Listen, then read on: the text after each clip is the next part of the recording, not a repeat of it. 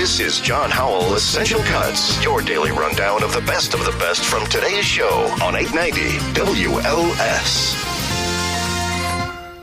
Vivek Ramaswamy's no good, very bad week. He's obviously a very smart man, blessed with superior communication skills, yet he consistently exposes his ignorance, his cynicism, or perhaps both. And recordings are an inconvenient truth for him. Let us be honest as Republicans. I'm the only person on the stage who isn't bought and paid for, so I can say this. The climate change agenda is a hoax. The climate change agenda is a hoax. And we have to declare independence for it. I'm sorry, that's from the debate. Climate change is a hoax, but previously you said... Climate change is also real. I'm not denying the underlying reality that global surface temperatures are going up, and in part due to human activity. My next guest wrote these words. He seems to be everywhere in the media nowadays. All that media coverage is causing more than a headache than his handlers anticipated. His botched attempts to run away from his own on-the-record statements, not unlike Donald Trump. Let's welcome Max Burns to WLS, a veteran political strategist and founder of Third Degree Strategies. I read this at thehill.com. Max, welcome back. Thank you very much. He's obviously very smart. He's obviously very, very smart, this guy. But why can't he just ignore the history like others we've seen? Just barrel through it. Right. The big challenge with Ramaswamy is, though he wants very badly to be Donald Trump, I mean, he's even wearing Donald Trump suits and ties now at the debate, is that he doesn't have the base that's willing to spin for him yet quite as vociferously as Trump. Trump has this MAGA army of people willing to defend any nonsense that he says. Ramaswamy hasn't built that up yet, and he's got people in the Republican Party who are saying, this guy doesn't actually seem to know what he thinks. He's had it every way on almost every issue and doesn't yet have any good reason why that's the case. Max, how much of his campaign strategy do you think depends on doing interviews with people who will not challenge his ideas or inconsistencies? Well, it's interesting. He's done a few interviews early on with people who kind of pushed him. He did David Pakman. He was on Simone Sanders. Those did not go well. So now he's sticking with right-wing podcasters. He went on Fox News expecting a very softball interview with Sean Hannity. And even Sean Hannity managed to trip him up with a very basic question about his position on Israel foreign aid. So it doesn't seem like Ramaswamy has really learned yet how to talk about his ideas, I think in part because Ramaswamy isn't sure what his ideas actually are. So he's just working it out, making it up as he goes along? We are sort of seeing him develop it in front of all of us. I mean, he just said this week that he does not believe that there should be any absentee voting, that all voting should take place on Election Day. But in 2020, we have tweets of him saying he believes there should have been mandatory at-home remote voting. So if you can make sense of it, you're doing better than Vivek Ramaswamy is. Well, look, I admire talk show hosts and political candidates. Anybody says, look, I've evolved. I've changed the way I feel about this issue. But he doesn't seem to qualify any of the discrepancies that way. He just blurts it out there. What does it tell you about the state of American politics where politicians, whether they're red or blue, just throw things out there and say, well, if you're questioning me, you're an enemy of the people, and you're against me, and you're against me personally, so everybody can discount the inconsistencies. This is the way it is now. What does it tell you about the state of American politics? Well, certainly nothing good. I mean, Donald Trump has clearly put forward this new model of where whatever I've said most recently is what I've always believed. And you have no right to bring up past statements I've said. That was when I was trying to achieve something else. So it really is sort of ideas divorced from principle. And I think we've seen that across the Republican Party especially has really adopted this model of just say what you want, whatever's going to get you the headline, whatever gets you on television, and then sort out the details later or never. Sort them out later or never. Did you find it ironic or disturbing during the debate that he was the guy that claims young people don't understand how government works, and yet he apparently didn't understand how the vice presidency works? That was one of the strangest things I'd ever heard. Ramaswamy very firmly says he doesn't believe 18 to 24-year-olds should be allowed to vote unless they pass a civics test. But then on Meet the Press last Sunday, very plainly seemed to think that the vice president could introduce and pass legislation on his own, which has never been true. was one of the first things our Constitution makes clear the vice president cannot do. So maybe Ramaswamy should do a little reading before he starts talking about taking people's votes away. But Max got a big round of applause. Perhaps, and I guess Fox is in the business of providing good television, not necessarily good civics. But these live audiences, the problem is they prompt these asinine statements. No, it's true. And there's no doubt that Vivek Ramaswamy won the room at the debate. He carried it with these inflammatory statements that work really well as long as there's nobody to actually push you. And we saw that when Mike Pence pushed him on basic rules of how government works, Ramaswamy fell apart. He became very nasty. He started personally attacking Pence and got his first booze of the night. So I think that sends the message to his opponents that all you have to do is ask him one follow-up question, and the Ramaswamy house of cards comes crumbling down. But is he just a performer? Okay, I'm an actor. Is he the problem or just a symptom of America's lack of understanding? Well, he's a problem of his own. I mean, he's an adult and a smart guy. He knows that this is not healthy for good government or good policy. The problem is he doesn't care. He's clearly running to be Donald Trump's vice president or to find some position in the cabinet or to find a lucrative TV deal in right-wing media.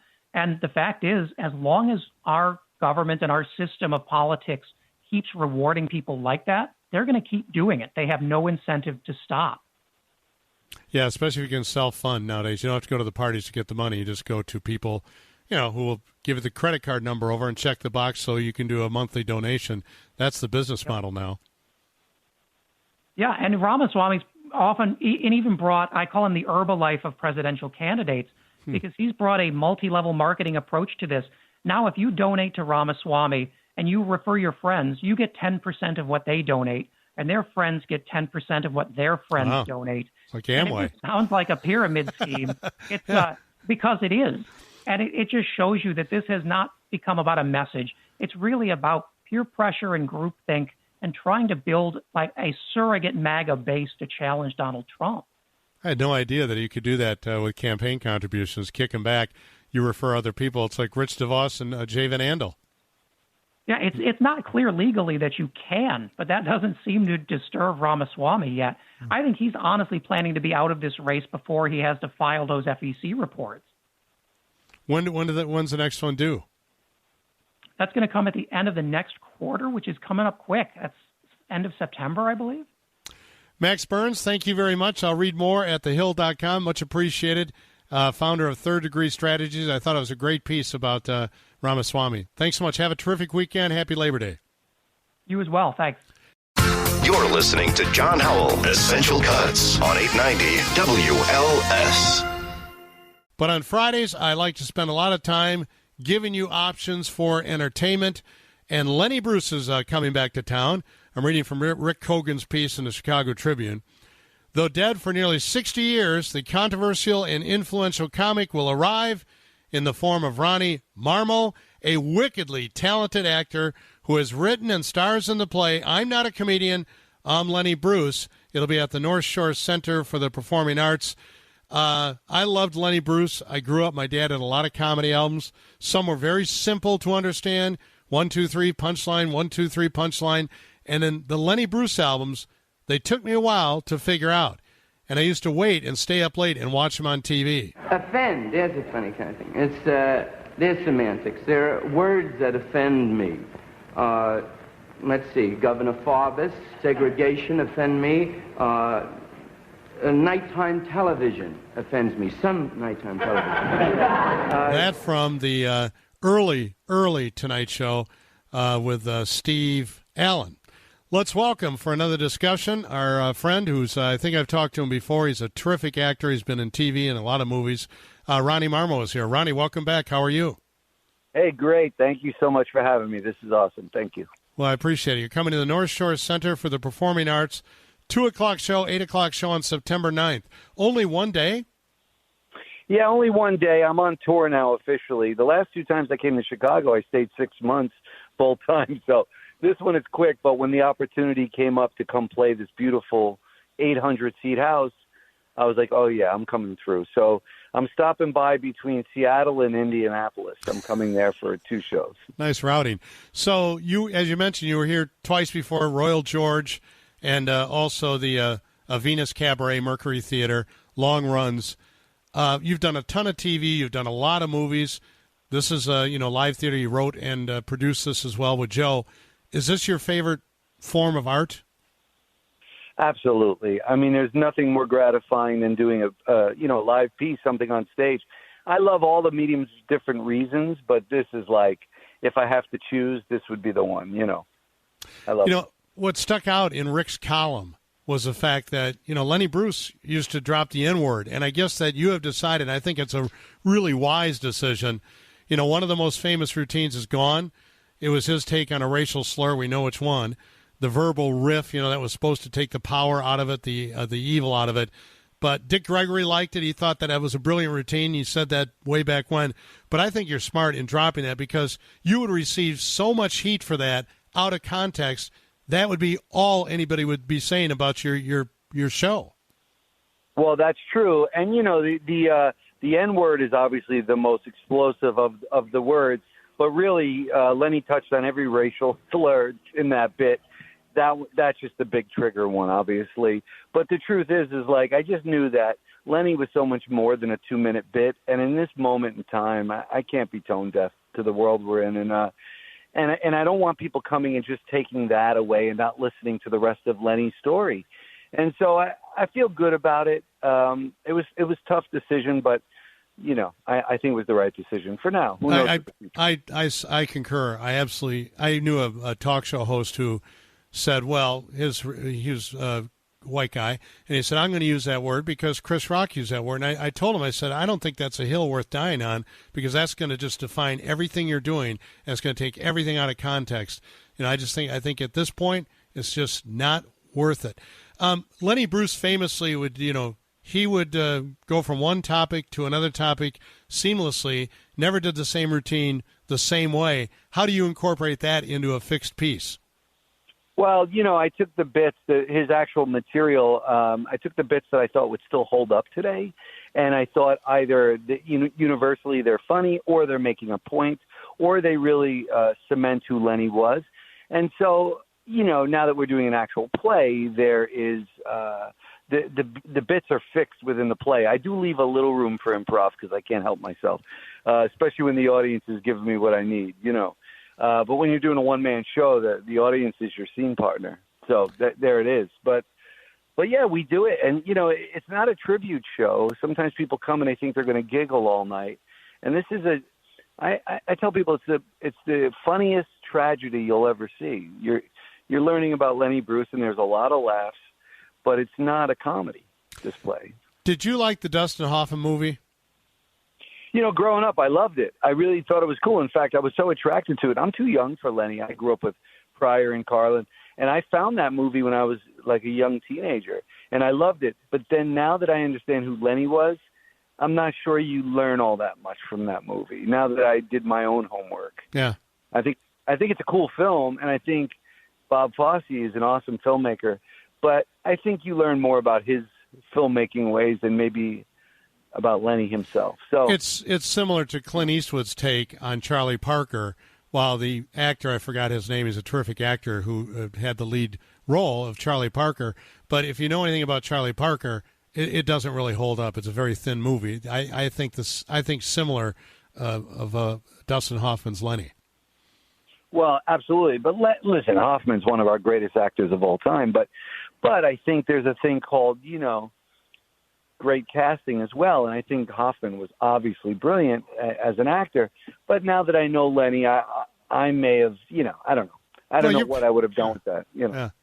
Well, current events can't help but permeate even Lenny Bruce's routines from those years. So even if you're doing it almost, you don't do anything verbatim, I understand that. But even if you're staying true to the Lenny Bruce routine from years ago, because the world we live in today, it's awesomely relevant.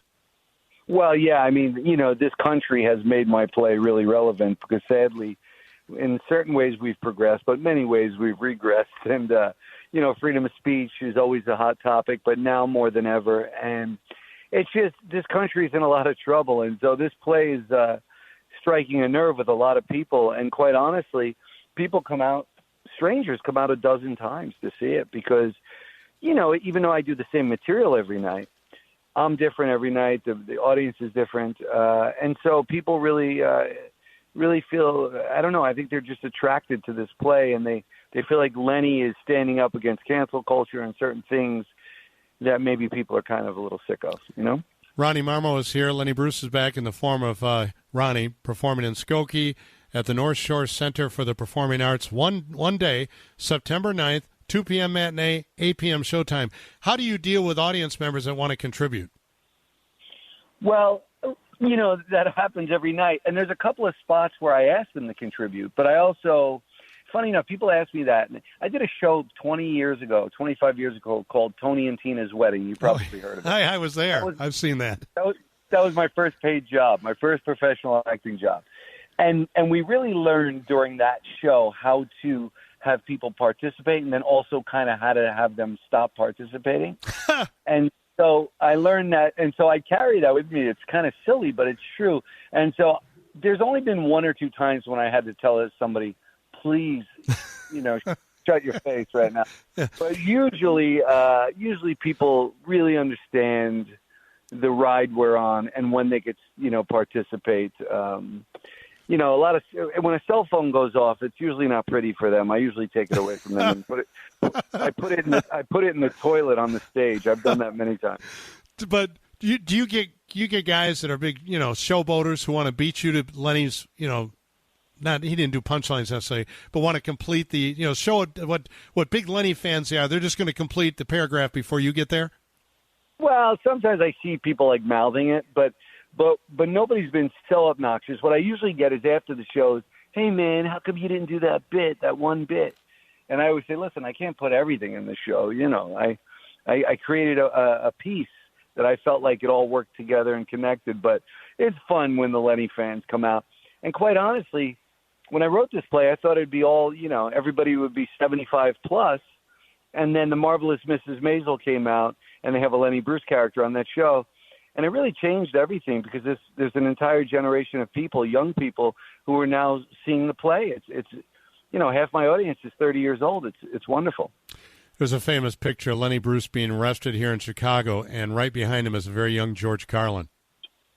I know it well. I know that picture. The Gate of Horn, he got arrested. That was his first arrest, actually. He got arrested for doing a bit called Religions Incorporated, and he didn't even curse, but he offended a Catholic cop because he made the Pope Jewish. And literally they took him off stage in handcuffs. And and that was, I think, in 1962. And so we've come a little bit. We haven't come a long way, but we've progressed a bit. Well, congratulations, man. It's a great piece. Rick Hogan raised about it, not just this time, but even previously, and I wish you the best of luck with it. Lenny Bruce is back in the form of Ronnie Marmo, performing in Skokie. Thanks, Ronnie. Have a great Labor Day weekend. Hey, you too. Thank you so much for your time. I appreciate it, and I can't wait to get back there. This is John Howell, Essential Cuts on 890 WLS. More and more I watch this, the more and more I like this. Talking about football. Football is life. What a sequence from the Fire, too. See the great through ball up front, and then the pass finding Luca Perpa, who squares it in the back left corner. His 5th goal on the year. Chicago Fire take on D.C. United Saturday at 6:30 p.m. in D.C. We'll have it on our stream, WLSAM.com. You can watch on Apple TV with MLS Season Pass. A returning guest now. He's a play-by-play announcer for MLS Season Pass. Also Kansas City Royals play-by-play announcer. He does Kansas basketball, Kansas football, and he's one of the best over there at MLS Season Pass. Nate Bukaty is here. Nate, I need to get to the bookie here before the match tomorrow. Who do we like? I'm not allowed to give any sort of gambling advice in this area, John, so I'm going to be a disappointing guest for you today, I'm afraid. Really? Do you talk about odds? I would assume you talk about it on your daily radio program, right? We do. We do talk about we do talk about odds and things like that on the show. I don't really ever give my picks. We had a nice big seminar about working with the league and what things we're allowed to do and not do. So I don't give my picks when it comes to soccer. Yeah, that's really smart, and I understand that. But it's tough, especially when you wear a lot of different hats. You know, you Major League Baseball, Kansas basketball and football. You talk about the NFL on your radio program. You lay odds on a lot of that. But when it comes to MLS, that's kryptonite. Yeah, and the thing is, the biggest thing, John, is we have to be objective when we call these games, right? I need to make sure that I'm calling a game that the Chicago Fire fans feel like is doing justice to their team. I've got to call a match that the DC United fans feel like is doing justice to their team. And honestly, I don't mind that. It's a lot of fun. I get to go into each game with an open mind and just rooting for good storylines.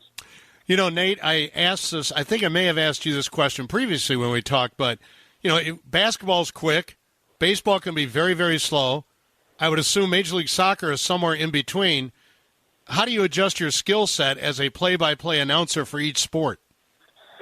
Well, that's a great question, and I think that what I found over time is that my sensibilities, my tone, are better suited to certain sports. I never felt supernatural doing, or just even natural, doing baseball.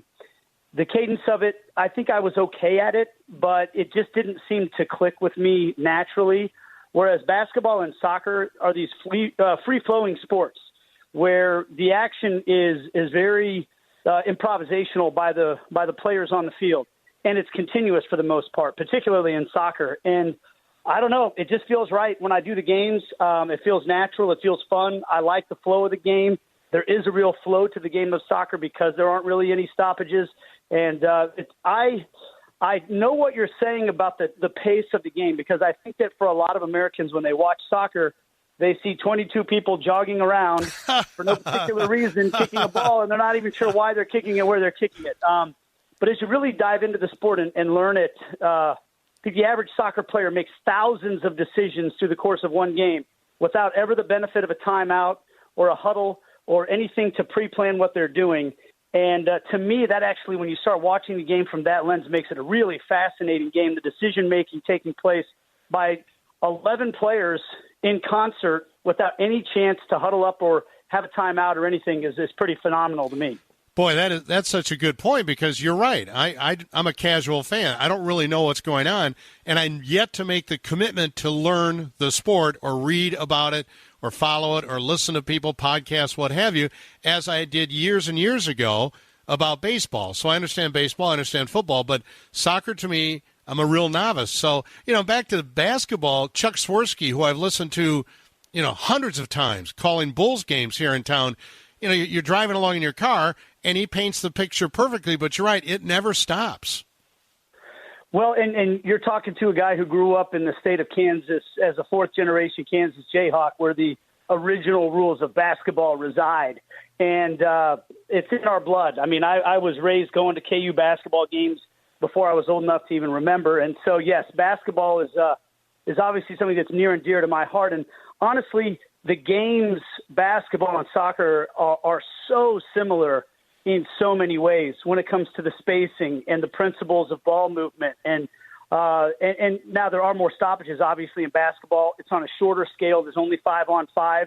But really, when you watch a soccer game, you'll see little games of 5-on-5 breaking out all over the place when you watch it. And I think that's one of the reasons I took to soccer so much, was because it made sense to me because of how much time I spent studying and playing basketball growing up. Who are the best athletes, basketball, soccer, or, as was presented to me by another one of your colleagues at MLS Season Pass, rugby players? I don't know enough about rugby. I did watch. I'm one of those kids that watched a ton of ESPN back in the 80s when they didn't have the rights to anything other than like Australia rules football. And I would say those guys might have my might have my vote, because they're the toughest and they run all over the place. They throw the ball, they kick the ball. I never could figure out why they would decide to bounce it when they did and all that stuff. But I might go there. I think the question's an interesting one. Here's the difference. Basketball discriminates against the short. That's true. Soccer discriminates against the tall. You don't find a soccer player over 6'5" out on a field at the professional level almost anywhere. Maybe a goalkeeper every once in a while. But I do think that both those sports combine skill and athleticism more than, say, sports like baseball and football. To me, football is much more leaning towards athleticism. How big, strong, and fast are you, right?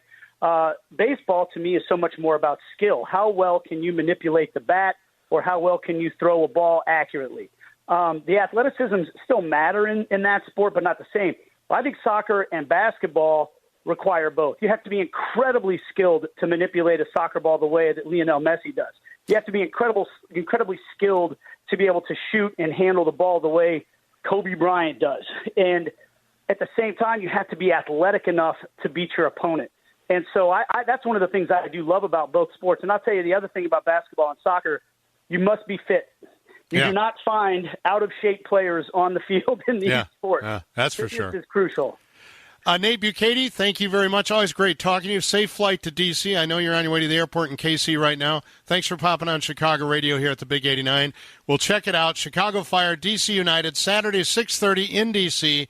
We'll have it on our stream. You can watch on Apple TV with MLS Season Pass. Thanks, Nate. Massive game for playoff implications. Both teams on either side of the playoff line, so please check it out. Should be fun.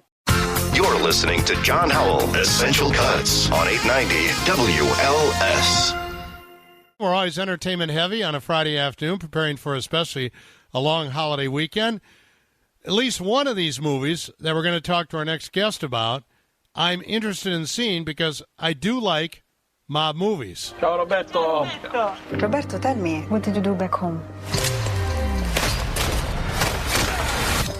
Government work.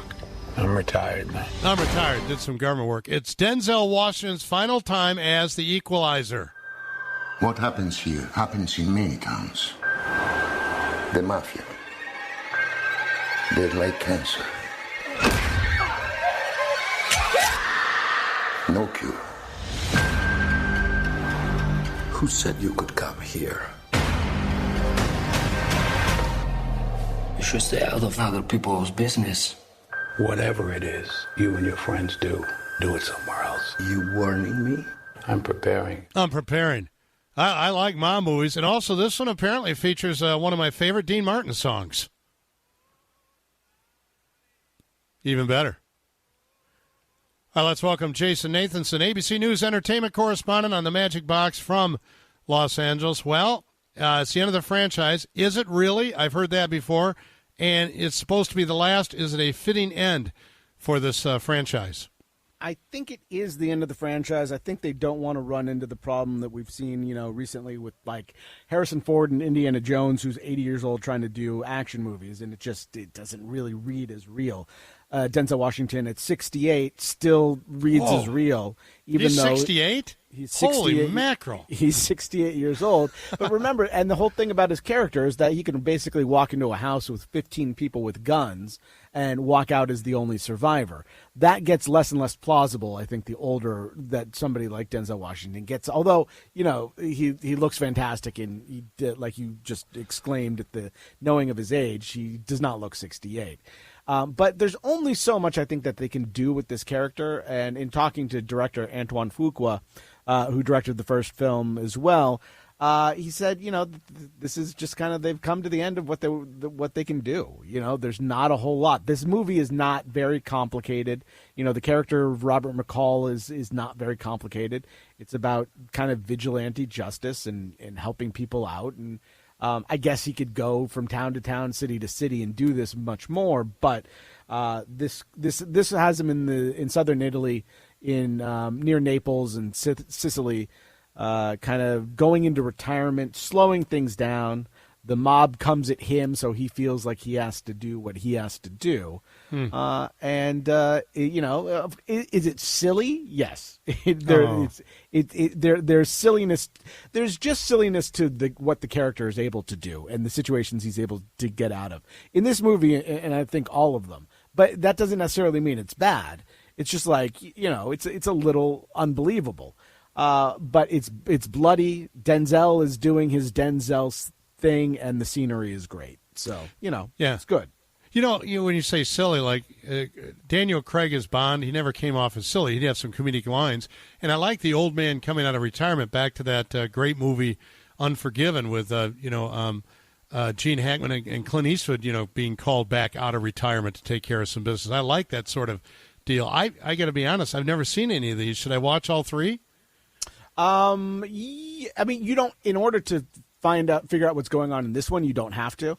I would say watch the trailers for the first two, and you'll know. Because again, these are not complicated movies. Denzel Washington's character is a former special ops guy who can pretty much do what he wants at will. He knows everybody and he knows everything. There are connections in this film to other films that you won't miss, but they also kind of help spell it out for you as well.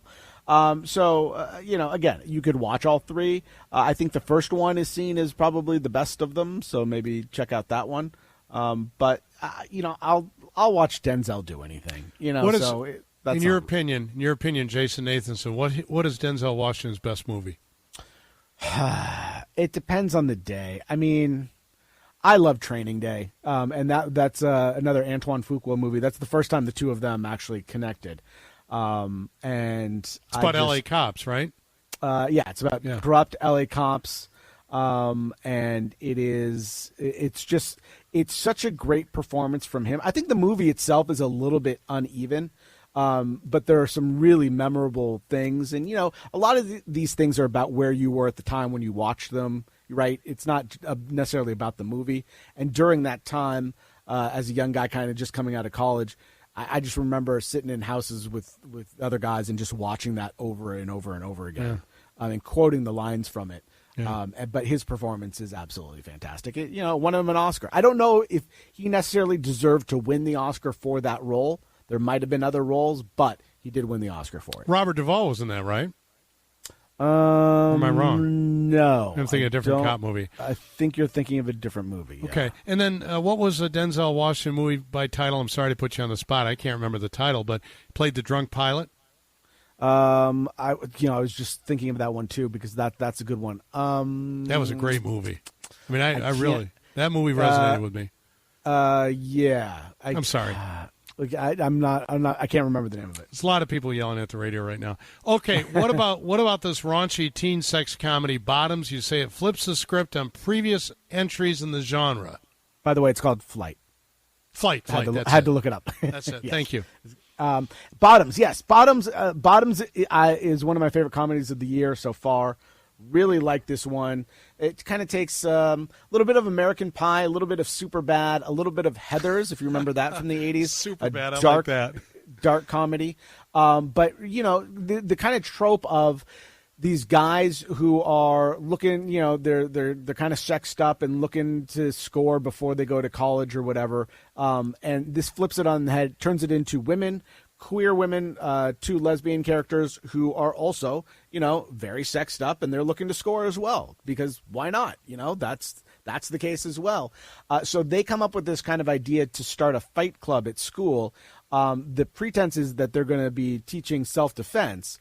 But in their minds, they're just going to be, wrestling and exercising and touching, right? Touching and getting all hot and heavy, and then that'll lead to kissing and hooking up with the other girls. That's their thought. So, but the rest of the movie is just really raunchy, really funny, super violent, by the way, which I did not expect, but like in a very comedic way, and also absurd in a way that I really appreciated. We're talking like. Naked Gun and Airplane absurdity level jokes that are never explained, they're never referenced, they just happen and then they move on, Yeah. And I love that kind of stuff. Me too. Nice beaver. Yeah, exactly. Yeah. There's a joke using that word in the trailer as well. And also, if you're a fan of The Bear, which I know a lot of you guys in that city are, Ayo Edebiri, who's one of the stars of that, she is one of the stars of this movie as well. And then you have a couple young up-and-coming names, Rachel Sennett and Emma Seligman, who've done a couple good things together as well. Jason, thanks much. Have a terrific Labor Day weekend. Appreciate your time. You too. Take care. Take care. Jason Nathanson talking about The Equalizer and Bottoms. Could the ugly, untalented gays please report to the principal's office? Guess that's you guys. What's your plan here? Jeff is psychotic, and they're picking on the weak and defenseless. So, we teach a bunch of girls how to defend themselves. They are grateful to us. Adrenaline is flowing. Next thing you know, Isabel and Brittany are kissing us on the mouth. I'm be our club advisor. You know, my mom did say I need to pick up a hobby. Welcome to our fight club. Let's get it popping in this mother.